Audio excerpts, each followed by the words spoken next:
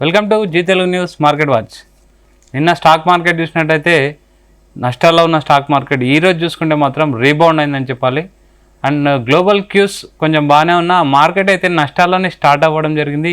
కానీ స్టార్ట్ అయిన కొద్దిసేపటికి పాజిటివ్ ట్రెండ్లోకి అయితే మార్కెట్ వెళ్ళిపోవడం జరిగింది. ఆ ట్రెండ్ అయితే అండ్ అలాగే కంటిన్యూ చేయడం జరిగింది. క్లోజింగ్ కూడా పాజిటివ్గానే క్లోజ్ అవ్వడం జరిగింది. అండ్ నిఫ్టీ వచ్చేసి ఒక 243 పాయింట్లు అయితే ప్లస్లో క్లోజ్ అవుతుంది. సెన్సెక్స్ కూడా ఇంచుమించు 1% అయితే పెరగడం జరిగింది. ఓవరాల్గా మార్కెట్ ఈరోజు మొత్తం అన్ని సెక్టార్లు కూడా పాజిటివ్లోనే ఉండడం జరిగింది. ఒక ఫార్మా సెక్టర్ తప్ప అన్ని సెక్టార్లు పాజిటివ్లోనే ట్రేడ్ అవ్వడం జరిగింది. ముఖ్యంగా చెప్పాలంటే ఈరోజు ఐటీకి సంబంధించిన సెక్టార్ అయితే మంచి మూమెంట్ చూడొచ్చు. నిన్న లాస్ట్ వీక్ ఐటీ కొంచెం డౌన్ ట్రేడ్లో ఉండే, కానీ ఈరోజు ఐటీ మాత్రం మంచి మూమెంట్ చూడొచ్చు. అండ్ మిడ్ అండ్ స్మాల్ క్యాప్లు కూడా ఇంచుమించు 0.5% పెరగడం జరిగింది. ఓవరాల్గా ఈరోజు నిఫ్టీ అండ్ సెన్సెక్స్ పాజిటివ్లో ఉన్నాయి, కానీ ఓవరాల్ వీక్లీ వైజ్ చూసుకుంటే మాత్రం నిఫ్టీ అండ్ సెన్సెక్స్ కొంచెం అంటే లాస్ట్ వీక్ అంటే ఈ వీక్ కొంచెం నెగిటివ్లోనే క్లోజ్ అయిందని చెప్పాలి. మార్కెట్ అయితే ఈ లాస్ట్ ట్రేడ్ ఈరోజు వీక్ అండ్ నెక్స్ట్ మండే నుంచి మార్కెట్ ఎలా ఉండబోతుంది, గ్లోబల్ క్యూస్ ఎలా ఉన్నాయి, అండ్ టారిఫ్లు కూడా మనకు 90 days పాస్ జూన్లో స్టార్ట్ అయిపోతున్నాయి. ఈ గ్లోబల్ క్యూస్ అన్ని మార్కెట్ని ఏ విధంగా ప్రభావితం చేస్తాయి, మనతో పాటు అనలిస్ట్ చేయడానికి స్టాక్ మార్కెట్ని అనాలిసిస్ చేయడానికి గెస్ట్ ఉన్నారు ప్రభు గారు. Hi sir. హలో అండి సార్. ఓవరాల్గా ఈరోజు మార్కెట్ చూశారు, రీబౌండ్ అయింది అనుకోవచ్చా? ఇంచుమించు సెన్సెక్స్ అండ్ నిఫ్టీ ఒక 1% అయితే పెరగడం జరిగింది. మెయిన్గా ఈరోజు అంటే బాండిల్స్ ప్రభావమా లేకపోతే గ్లోబల్ క్యూస్ ఏమైనా సహకరించినా మెయిన్ మార్కెట్ పెరగడానికి గల కారణం ఏంటి? అంటే వాలటాలిటీ ఇండెక్స్ బాగా పెరుగుతోంది. ఎందుకంటే షార్ట్ టర్మ్ 2 రోజులు పెరుగుతుంది, మళ్ళీ 2 రోజులు తగ్గుతోంది.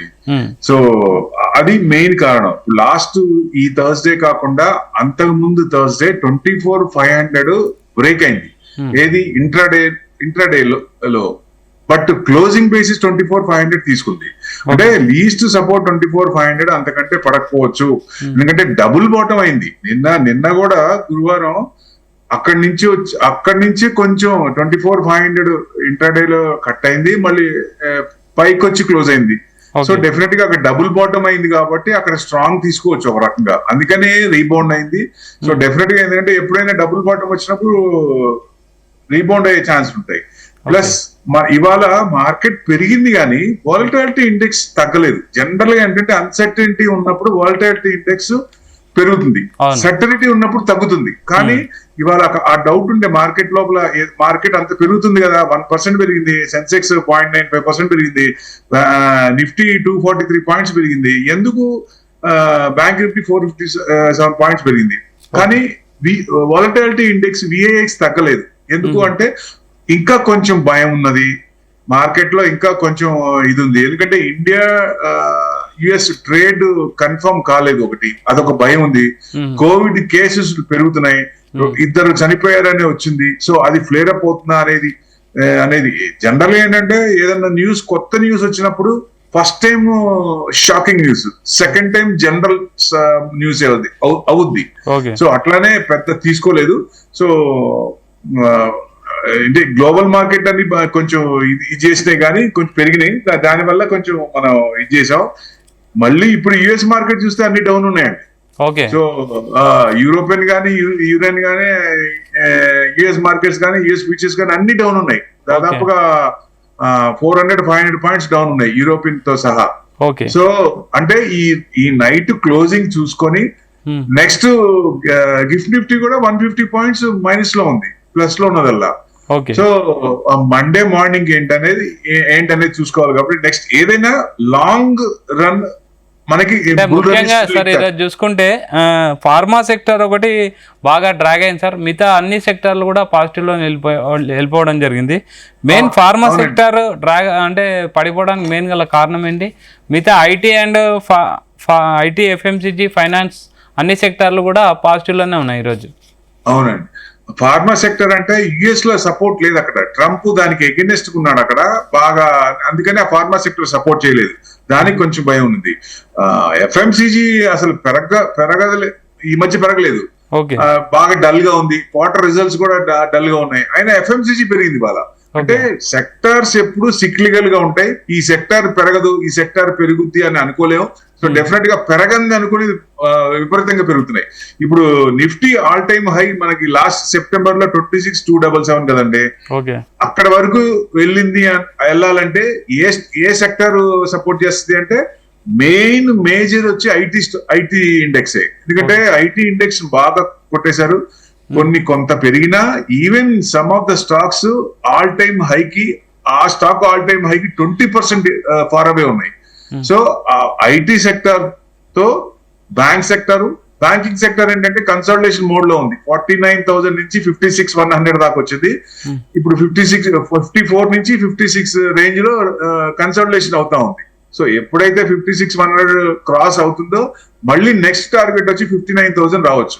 బ్యాంకింగ్ స్టాక్స్ కానీ ఐటీ స్టాక్స్ కలుపుకొని తర్వాత డిఫెన్స్ స్టాక్స్, ఇవి 3 మార్కెట్ లాగాలి. ఇప్పుడు మొన్నటి దాకా ఏంటంటే డిసెంబర్ దాకా ఆల్ టైమ్ హై వస్తుందో లేదో అన్న భయం ఉంది. ఇప్పుడు ఆ భయం లేదు. ఒకవేళ వచ్చిన ఆల్ టైమ్ హై 10 రోజులే రావచ్చు. ఎందుకంటే వాలటాలిటీ ఇండెక్స్ చూసాం కదా, నిఫ్టీ 250 పాయింట్స్ 300 పాయింట్స్ ఎప్పుడు చూసాం. ఒక్కొక్క రోజు ఇంట్రాడే హై నుంచి కానీ ఇంట్రాడే లో కానీ ఇంట్రాడే లో నుంచి ఇంట్రాడే హై కానీ 500 పాయింట్స్ కనపడుతుంది. సో ఇంత వాలటాలిటీ ఎప్పుడూ లేదు.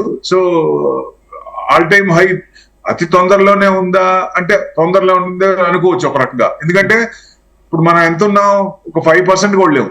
మనకి ఇంకా 6 months ఉంది. డిసెంబర్ లోపల వస్తుంది అనుకుంటే. ఈవెన్ మంత్లీ 1% వేసుకున్నా చాలు కదండి ఆల్ టైమ్ హై దాటిపోవడానికి. సో బుల్ రన్ ఈ still intact, no doubt at all. ఏదన్నా మార్కెట్ మూడ్ ఏంటంటే buy on dips, rise on sell. So that's the only thing. Rise పెరిగినప్పుడు అమ్మాలి, తగ్గినప్పుడు కొనుక్కోవాలి. అదే మూడు ఉంది షార్ట్ టర్మ్ ఈ వాలటాలిటీ ఇండెక్స్ వల్ల. మెయిన్ అదే చూడొచ్చు సార్. ఓవరాల్ గా ఫైనల్ గా మండే రోజు ఎలా ఉండబోతుంది sir market? Monday max to max అనుకోవటం అంటే మండే రోజు గ్యాప్ డౌన్ అవ్వచ్చు సార్. గ్యాప్ డౌన్ అయ్యే ఛాన్స్ ఉంది. ఎందుకంటే యుఎస్ మార్కెట్స్ ఫైనల్ గా క్లోజ్ ఎట్లా అవుతున్నాయి దాన్ని బట్టి ఉంటది. కాబట్టి గిఫ్ట్ నిఫ్టీ కూడా పెద్ద 150 పాయింట్స్ అంటే దాని ఎఫెక్ట్ ఇదివరకు సింగపూర్ నిఫ్టీకి ఉన్నంత ఎఫెక్ట్ గిఫ్ట్ నిఫ్టీకి లేదు. దాన్ని ఒమిట్ చేసిన యుఎస్ మార్కెట్స్ అన్ని, యూరోపియన్ మార్కెట్స్ అన్ని పడ్డాయి. కాబట్టి ఓపెనింగ్ మటు గ్యాప్ డౌన్ అవ్వచ్చు. సో అక్కడి నుంచి మన మ్యాక్రోస్ బాగానే ఉన్నాయి కాబట్టి అక్కడి నుంచి సపోర్ట్ చేస్తే ఏదన్నా ఇది కావచ్చు.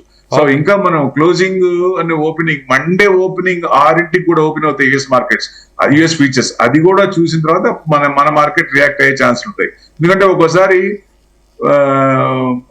ఫ్రైడే బాగా పెరిగి మండే మార్నింగ్ మైనస్ ఉన్నాయి, యుఎస్ ఫీచర్స్ మైనస్ లో ఉంటే మనది మైనస్ లో 30-40 పాయింట్స్ గ్యాప్ డౌన్ ఊపే ఛాన్స్లు ఉన్నాయి.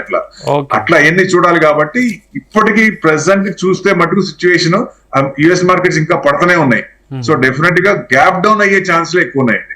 Okay sir, thank you very much sir. Thank you. So Prabhu గారు చెప్పేది ఏంటంటే మార్కెట్ అయితే కొంచెం బౌన్స్ అయింది, గ్లోబల్ క్యూస్ కూడా బాగానే ఉన్నాయి, ఇంకా మనం ఆల్ టైమ్ హైకి వెళ్ళే అవకాశం ఉంది, టైం ఉంది కాబట్టి వెళ్దామనే ఆశాభావం అయితే వ్యక్తం చేస్తున్నారు. Keep watching Zee Telugu news.